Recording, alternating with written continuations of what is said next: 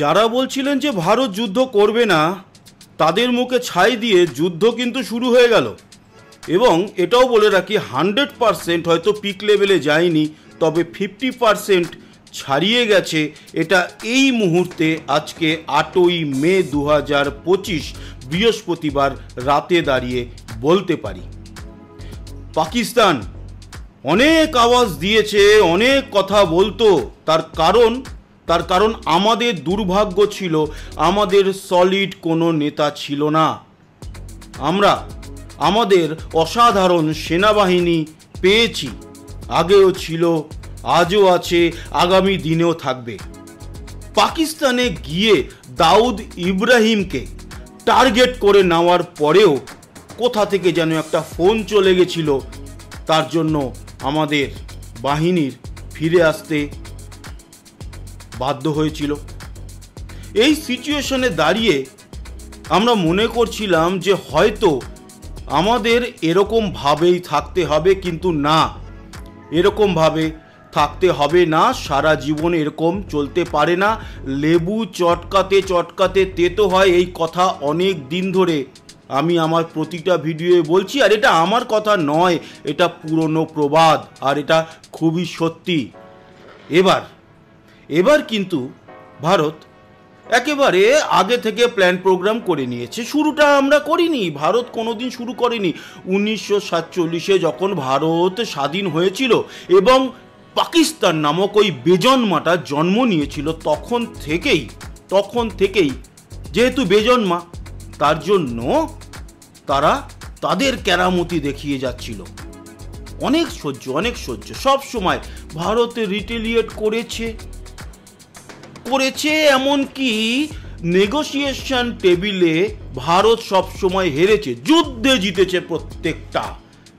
যখনই নেগোসিয়েশনে গেছে তখনই পারিপার্শ্বিক দেশ, উম্মা, এই সব হ্যান ত্যান, ওআইসি, এদের ফাঁদে পড়ে ভারতের যারা নেতা মন্ত্রী, যারা মাথা ছিল, তারা আমাদের ভারতবাসীর মাথা নিচু করেছে। কিন্তু না, এবার আমরা বুঝতেই পেরেছিলাম কিছু একটা ঘটতে চলেছে, এবং সেটা ঘটছে এবং ঘটা উচিত আগে ছিল, এখন ঘটছে, বেটার, আগামী দিনেও ঘটতে থাকবে। তবে আগামী কয়েক বছর পর পাকিস্তান নামক কোনো দেশ যে ছিল সেটা হয়তো বইতে পড়ানো হবে, আর 20-25 বছর বাদে পাকিস্তান বলে কোনো ব্যাপার বইতেও থাকবে না। শুধরে যাও বাংলাদেশ, বুঝে যাও যে তোমাদের এই বাড়াবাড়ি ভারত কতটা নমনীয় চোখে দেখছে। ভারত যদি কড়া চোখে দেখে, তোমরা কিন্তু কিছুই নও, কারণ তোমাদের বাবা পাকিস্তান। যদিও দুপুরের ভিডিওতে আমি বলেছি যে পাকিস্তানের গর্ভের থেকে জন্ম নেওয়া একটা ফুটফুটে শয়তান, আবার ভুল, সন্তান হলো বাংলাদেশ। তাও ওই মা বা বাবা, সেটাই হচ্ছে গিয়ে পাকিস্তান। তাদের যদি এরকম ধুলোর মধ্যে গড়াগড়ি খাওয়ানোর মতো ব্যবস্থা করে দিতে পারি আমরা, তাহলে তোমরা কিন্তু সাবধান হও। যদিও বাংলাদেশে এখনও প্রচুর মানুষ আছে যারা চাইছে যে আবার সব ঠিক হোক, ভারতের সঙ্গে সম্পর্ক যেন বাংলাদেশে ঠিক হয়, কিন্তু সেই বাংলাদেশের গভর্নমেন্ট ঠিক করছে না, ঠিক করতে চাইছেও না, বিরোধিতা করছে। আমরা চাইছি আরও বিরোধিতা করো। কেন করো? যদি নাই করো তাহলে যে পাকিস্তানকে ধুলো চাটানোর যে উল্লাস বা একটা পৈশাচিক আনন্দ কাদের সাথে ভাগ করব? তোমাদের সাথেই তো ভাগটা করতে হবে, তাই না? তোমাদের সাথেই তো ভাগ করতে হবে।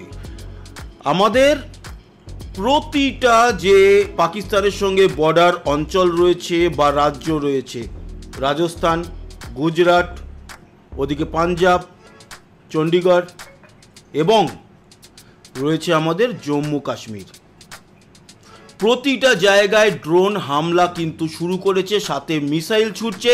খবর আছে যে F-16 একটা এবং দুখানা JF-17C, মানে ব্লক সি আর কি, থান্ডার, ধ্বংস করেছে ভারত, বাট এটারও কনফার্মেশন আমি এখন দেব না, এরকম খবর আছে।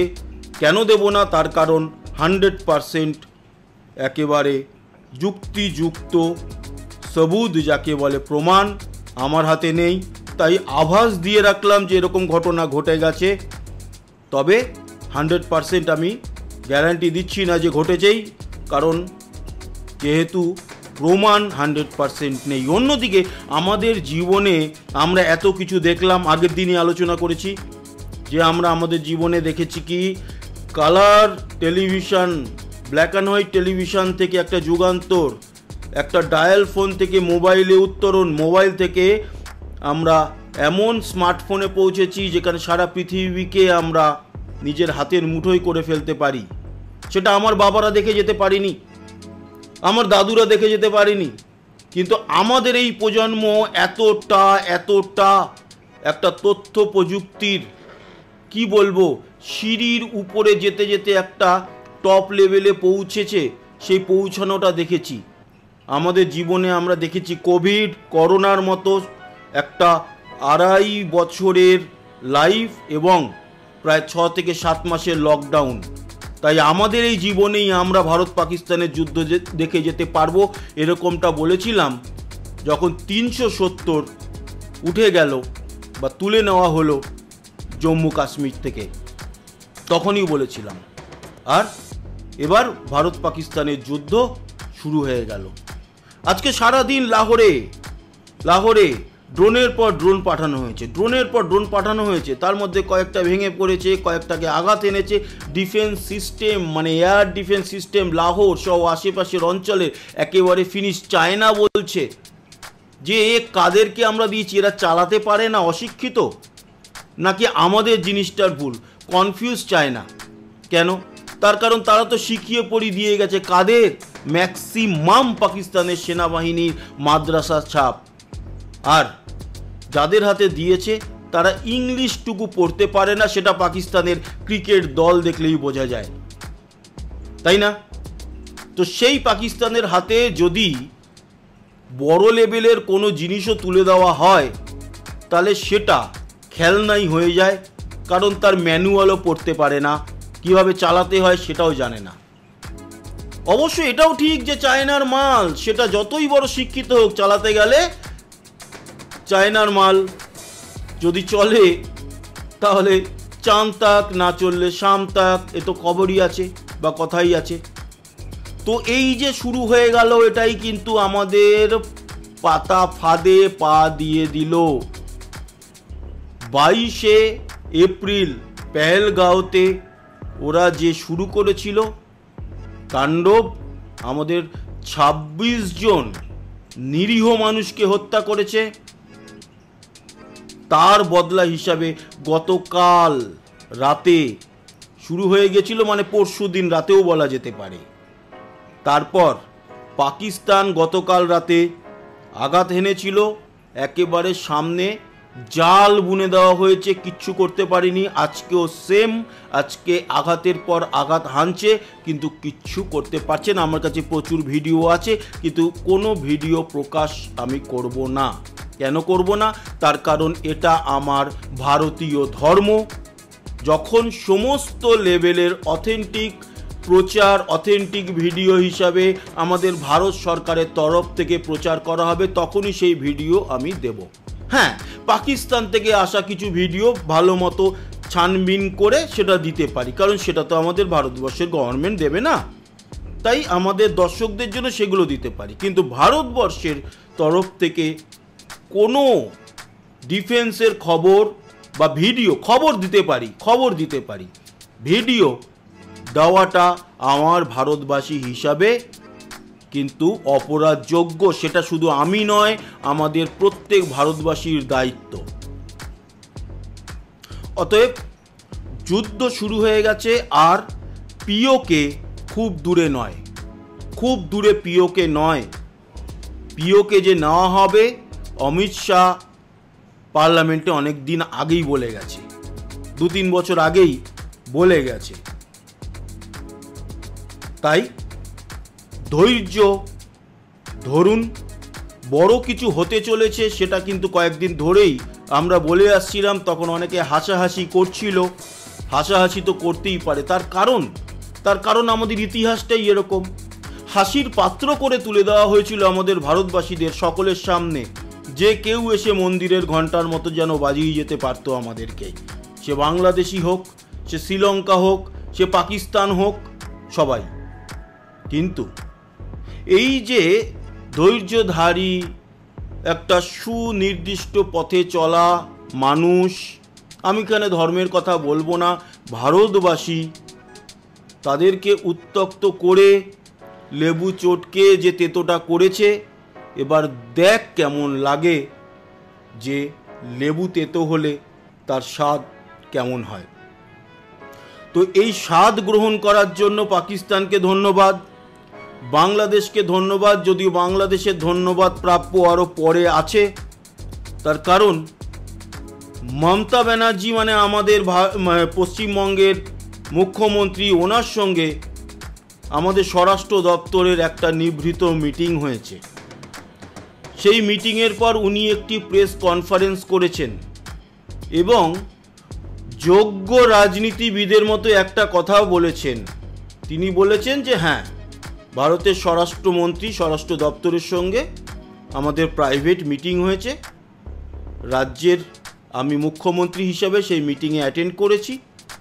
কি কথা হয়েছে সেটা আমি তো প্রেস কনফারেন্স বা প্রেসের সামনে কেন, আমি কোনো মাধ্যমেই আমি জানাবো না। ওটা আমাদের ভারতের নিজস্ব ব্যাপার, অসাধারণ।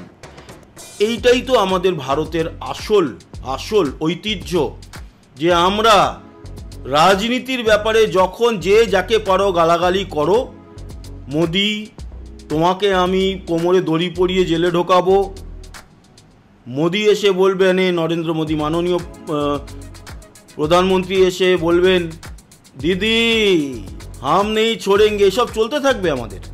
কিন্তু যখন দেশের উপরে কোনো রকম আঘাত আসে, তখন আমাদের ভারতবর্ষের সব, সে লাল সাদা হলুদ সবুজ নীল কালো সব এক জায়গায় হয়ে যায়।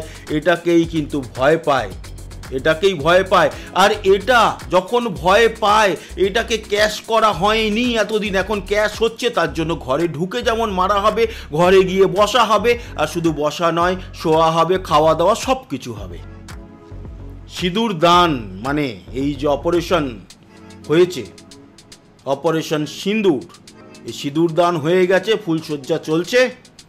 এবার বাচ্চা হবে বালুচিস্তান, আর একটা বাচ্চা হবে সিন্ধু, আর একটা বাচ্চা হবে খাইবার পাখতুনখোয়া, এইরকম আর কি।